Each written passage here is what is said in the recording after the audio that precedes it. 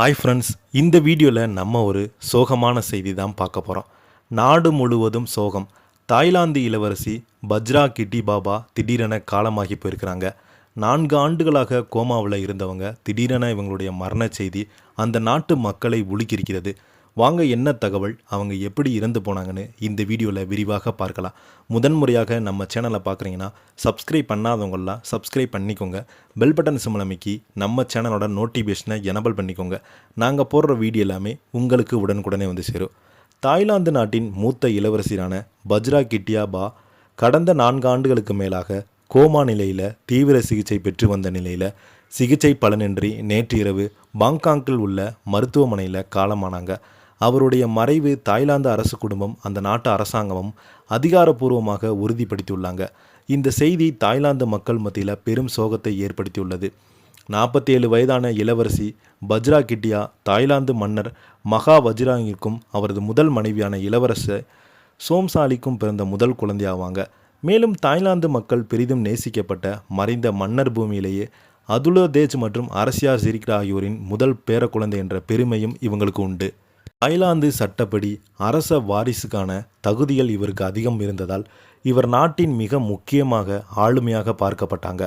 அத்துடன் ஐக்கிய நாடுகள் சபையின் மகளிர் அமைப்பில் தாய்லாந்தின் தூதராகவும் வழக்கறிஞராக அவர் பணியாற்றியுள்ளாங்க.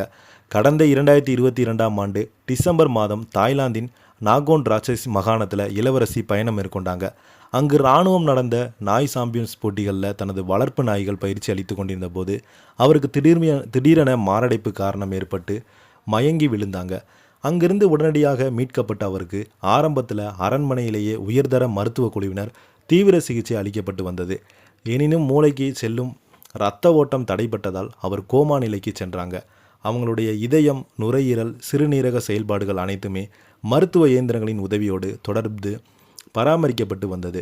கடந்த 2021ஆம் தேதி அரண்மனை வெளியிட்டுள்ள அறிக்கையில் இளவரசியினுடைய உடல்நலம் மிக கவலைக்கிடமாக மாறியது என தெரிவிக்கப்பட்டுள்ளது. அவருக்கு ஏற்பட்ட கடுமையான பெருங்குடல் அழற்சியால் வயிற்றில் தீவிரமான கிருமி தொற்று கண்டறியப்பட்டது. இந்த தொற்றின் காரணமாக அவங்களுக்கு குறைந்த இரத்த அழுத்தம், சீரற்ற இதய துடிப்பு, வழக்கத்திற்கு மாறான முறையில் இரத்த உறைதல் போன்ற தீவிர பக்க விளைவுகள் ஏற்பட்டன. ஆன்டிபயாட்டிக் மருந்துகள் மற்றும் இரத்த அழுத்தத்தை கட்டுப்படுத்தும் மருந்துகள் வழங்கப்பட்ட போதிலும் அவருடைய உடல்நலம் தொடர்ந்து மோசமடைந்தது. இதனைத் தொடர்ந்து அவங்க பாங்காக் மருத்துவமனைக்கு அவசரமாக மாற்றப்பட்டு தீவிர சிகிச்சை பிரிவில் அனுமதிக்கப்பட்டாங்க.